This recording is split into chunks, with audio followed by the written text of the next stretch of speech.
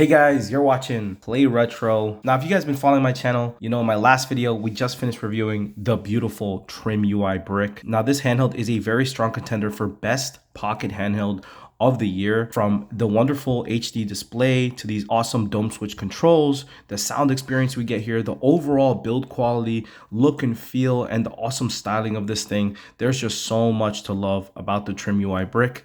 And in my last review, there was one section that I intentionally left out just because the video was getting way too long. That video was already 40 minutes long, and usually long videos on YouTube do not do well, at least on my channel. But yeah, I had to intentionally cut out one very important section, and that was a dedicated gameplay section. So in this video, I will be showcasing 12 awesome games to play on the TrimUI Brick. This is going to be basically a personal collection of mine, just awesome games I love to play on all these retro handhelds, but they're going to be showcased on the TrimUI Brick. And without further ado, let's just get right into it. Play Retro. Okay, so here we're playing a little bit of Sonic Advance 2 for the Game Boy Advance, one of my personal favorite Sonic games ever. Even better, in my opinion, better than the Genesis versions, especially on these handheld ones. I do prefer the handheld versions, especially because this is one of the ones I grew up playing. And I feel like this game really captures the feeling of being Sonic. Like, you have these one segments and the level design where you see Sonic just blazing off the screen. Like, you feel like he can't even fit on the screen because he's going too damn fast. You really do feel like Sonic in this game. And here's just a quick boss battle on the second stage. You know, Dr. Eggman, he gave me a hard time. This level is actually quite hard. I'm not even gonna lie to you. I ended up using save states because it was just, this guy was killing me too many times. I was getting so freaking frustrated. So anyway, and this is called Music Plant. This is the third stage in the game, and I absolutely love this level. I just go back to replay it. It's just one of those levels. One, it's so visually beautiful, and second, it's just the way it plays. Like, this is a level that you just want to stay on. Like, you don't even want to like run to the end. Like, sometimes when you're playing a Sonic game, you just want to get as fast as you can through the level. This is one level that you just want to explore and just kind of mess around with things, just because of the way everything is. Like, everything's so bouncy, all this music related stuff throughout the level, and it's just a really charming level. Anyway, I just really love Sonic. I know, like, there's always this rivalry between like Mario versus Sonic. I think they're just as good as each other. Maybe give the notch to Mario because they have a little bit more iconic games. Sorry if that's blasphemy, but man, Sonic is awesome. It really is. Okay, so up next, one of my all-time favorites, Pokemon Leafgreen for the Game Boy Advance. Now, there's no other game in existence that I haven't replayed more than this game. For those of you new to the franchise who have never played a single Pokemon game, there is no better place to start, in my opinion, than Pokemon Leaf Green and Fire Red. Now, I prefer Leaf Green, but they're about the same. It's just like a little bit of version differences. This is one of the cool things they did back in the past, where they released the same game with two different versions. This game for me is just like a comfort game. You know, a game that you're so familiar with that you can always return to when you're having a bad day. This is that game for me. And it's just the Kanto region. Like, this is basically the original experience, remastered. So this was supposed to be the remake from Red and Blue, but modernized. They've added a bunch of features. It's just a really great game. And one of the things I love about this game is that there's basically no story. Like, they just throw you into the game. Go explore. Go get the 8 badges. Go defeat the Elite Four. Go destroy Team Rocket. Go crap on your rival. Go build an awesome team. And just have fun. That's what this game is. And I love that. There's some dialogue here and there. If you really want to, there's like little side things here and there. But for the most part, it's not very dialogue intensive like that. Most of the time, you don't even have to read, really. And I need games like that. I don't want to constantly be reading all the time. I just want to hop into the action. Too much story just turns me off, especially when I want something that's just like pick up and play. That's what this game is. And that's the thing about this game. Like, you can set goals for yourself, whatever you want to do. Maybe you want to catch them all. You really want to catch them all. Maybe you want to level your team to ridiculous heights. Just max out all of them. Maybe you want to do some competitive whatever EV training. Maybe you want to have a weird team with all bugs. Maybe you want to cheat and give yourself a legendary starter. And that's what I love about this game. There's so much like different things you can do with it. and there's so much replayability because there's so many different Pokemon you can use and different routes you can take throughout the game. For some people, it's Emerald, right? They love that region, they love the Pokemon in there, they just love the whole atmosphere and vibe of that game. For me, it's Kanto. Kanto, there's no region like Kanto, there's no vibe like Kanto, there's no Pokemon like Kanto. Like the first places ever created in the Pokemon universe, there's just nothing like it. This game, when it came out, it was worth every last penny. I highly encourage you play this game. Yoshi's Island. This is a game I spent a lot of time playing while I was testing this specific device, and I was just having such a great time. This is like a game, like if I only had one game and it was this one, I would be so happy. Like I can go back to the levels, and it's just such a charming game. I love the art style. I love that you get to play as the different color Yoshis. I love that you have to protect the baby. I love the little power-ups throughout the game. Like you can turn Yoshi into a helicopter. You can do this, like you can play as baby Mario for a few seconds. It's just so charming, so Nintendo kind of vibe to the game. And of course, it's a Mario game, so it feels like a Mario game in a lot of ways. One of my favorite things about this game is that how different each level feels. Like every level has like some sort of kind of gimmick. Like it may be the different enemy types, maybe the stage is moving by itself. Maybe there's like a boss battle right in the beginning. Here we have like a dog and you can ride on him. Just so many weird different things they did throughout this game. It's just very, very engaging, and I was just so immersed while I was playing this game. This of course is the Game Boy Advance version. You can also play the SNES version on this thing, which will take up the full screen, but like I said before in the beginning, I just prefer the handheld versions because I feel like they're kind of designed a little bit better because they're a little bit more zoomed in and easier on the eyes. So I mean, you're playing on a handheld, so why not play the handheld version of the game, you know? That's at least that's my philosophy. But if you want to play the SNES version, I'm sure the SNES version is probably even better than this one. But yeah, I really love this game. You know, a lot of times when you're play testing for a console, whatever game you end up playing kind of defines your experience and kind of how you feel about that console. And me just playing Yoshi's Island on it just gave me such a great vibe. And just even the fact that these controls, right, they have like kind of like dome switch controls, so they're kind of really responsive. They're great for a game like this, like a Mario game, where like the actuation is so fast. So in a game like this, it just makes sense on this console and just looks so good, plays so good. I can't say enough good things about this game. Up next, we're gonna mix it up a little bit with Marvel superheroes for the CPS2. And who doesn't love superheroes, especially when it's behind a company like Capcom, known for making amazing, great fighting games. And you combine those two together, superheroes with an awesome fighting game, and you have yourself a recipe for an awesome game. And this game is so much fun. I'm kind of disappointed I never actually got to play this on a real arcade machine, but it's just so much fun. Look at this game. It's visually beautiful, it plays amazingly, and just the arcade versions of these fighting games, they're just so superior in every way. From the graphics to the animations to the way this thing plays, it just feels just a notch above any console version of this game. And here we're finally playing with some Spider-Man. I'm absolutely horrible with Spider-Man, so I apologize, but it's just so fun to just play as your favorite superhero. Like, I got so much love for like Street Fighter and Mortal Kombat, but for me, they just don't do it like playing as your favorite superhero in a game like this. Marvel superheroes or Marvel vs. Capcom. It's just so much fun. And when I finish this video, I'm absolutely going back to this game to master one of these characters and be great at this game. Capcom fighting games, you can't go wrong. Mario Kart DS. Oh my god, I absolutely love Mario Kart. And the fact that we are able to play a 3D version of it on a handheld is absolutely nuts. This is one of the very few DS games I actually like to play on these devices. You know, the fact that obviously the DS has 2 screens and a touchscreen, it doesn't translate well to a platform like this, like a retro handheld with 1 screen and the screen's not touchscreen, right? But a game like this is primarily used just the top screen. It plays amazing, especially on this handheld. First of all, the brick has enough power to push DS, and it's no stuttering. It's like 100%. Another thing is on the stock, you can see the screen is like on the side, and you have the bottom screen on the right.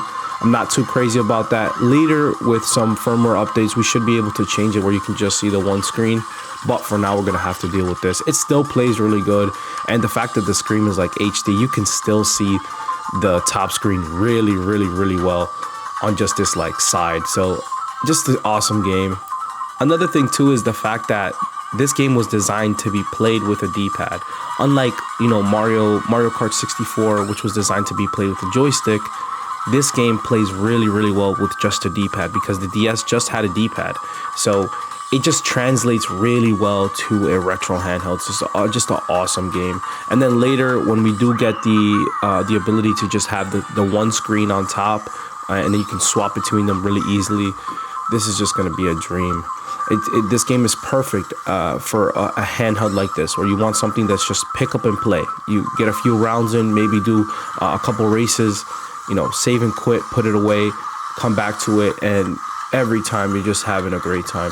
I love Mario Kart. I love Mario Kart. The fact that we have a version like this so good on this handheld just makes this handheld even greater.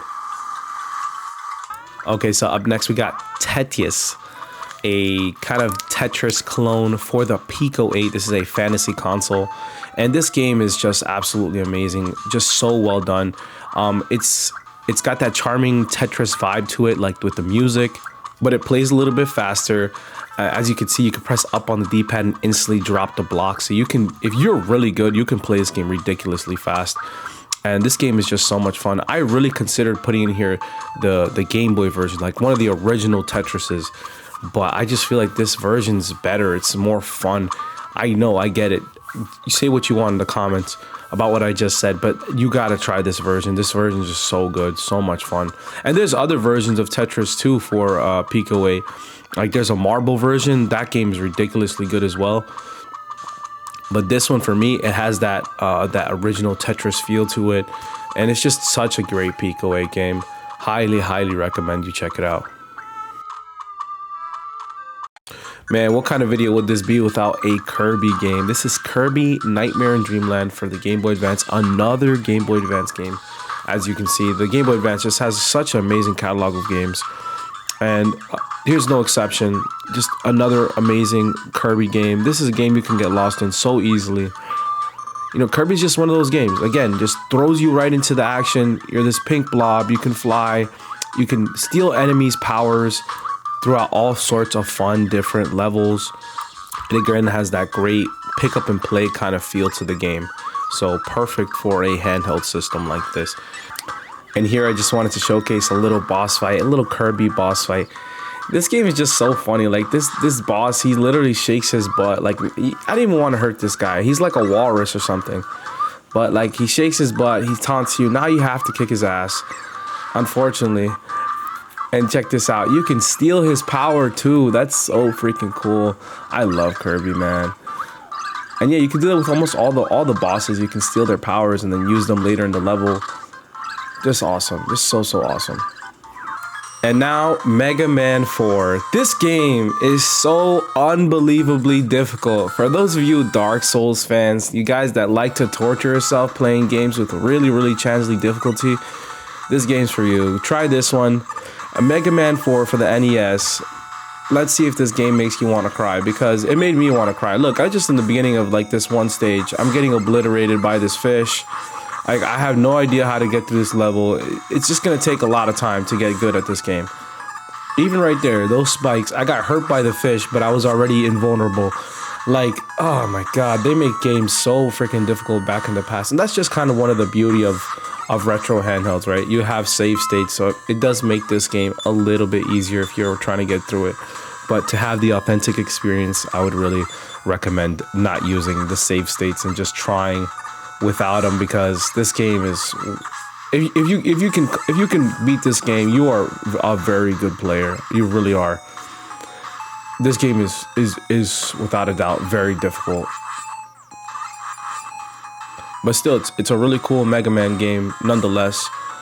I love the art style. I think it still holds up today. And as you can see, I'm trash.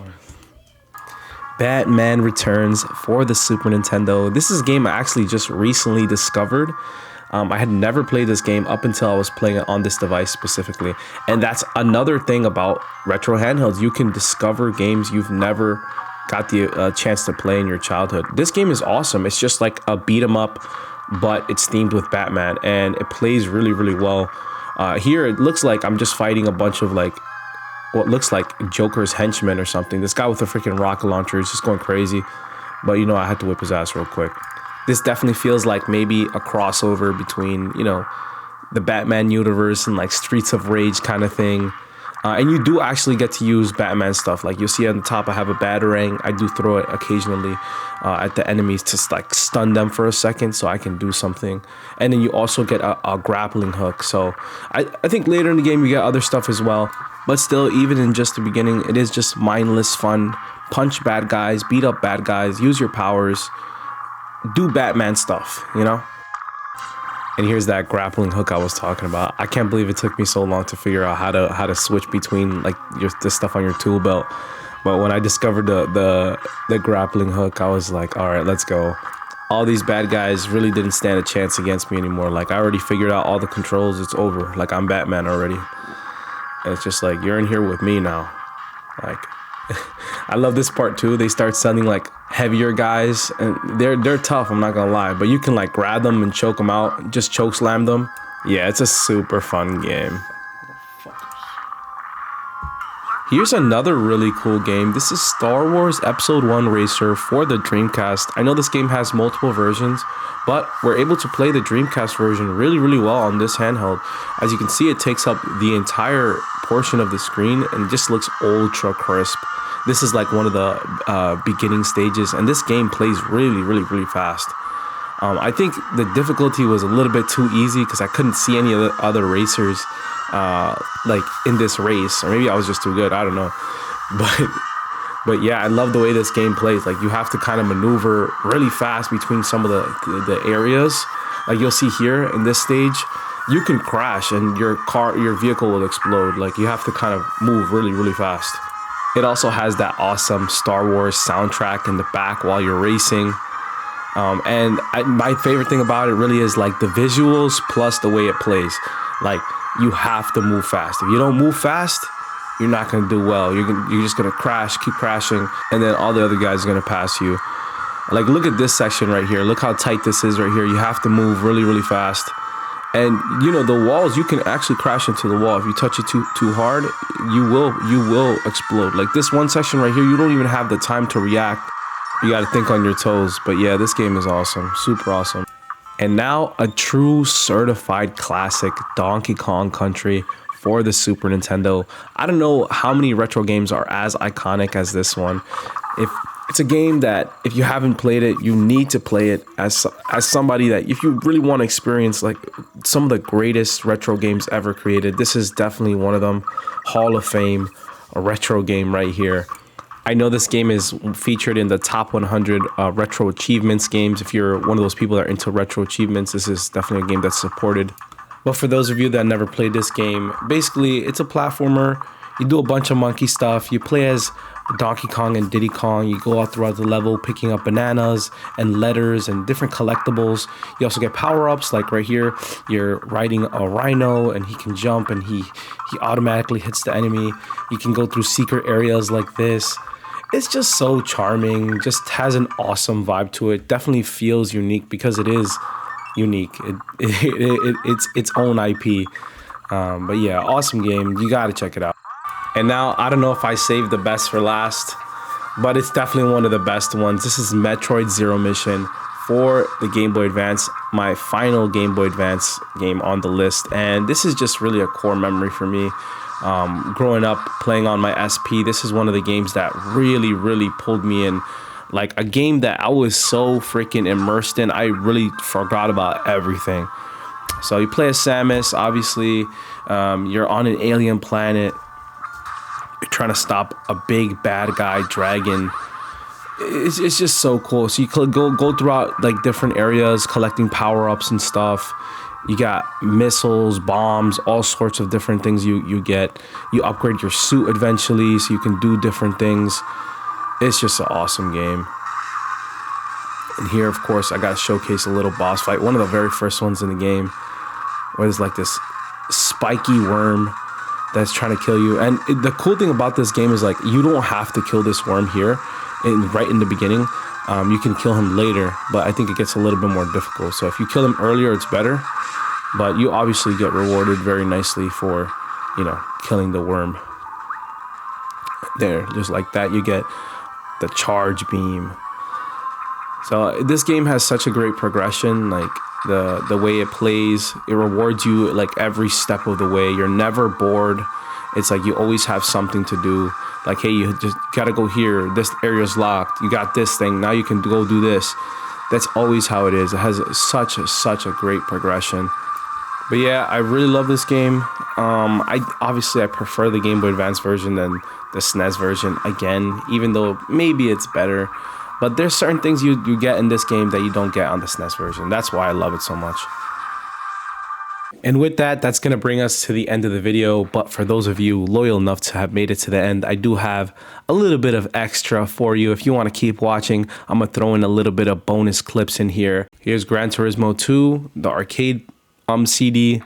Super good. I had to mute the audio, unfortunately, because it does have copyright music, but looks awesome, plays awesome. Super cool racing game for this handheld. And I'm going to throw in a little bit extra in the back, but after this, there's not going to be any talking. So for those of you that made it to the end, thank you so much for watching. My name is Javi. Love you guys. I'll see you in the next one.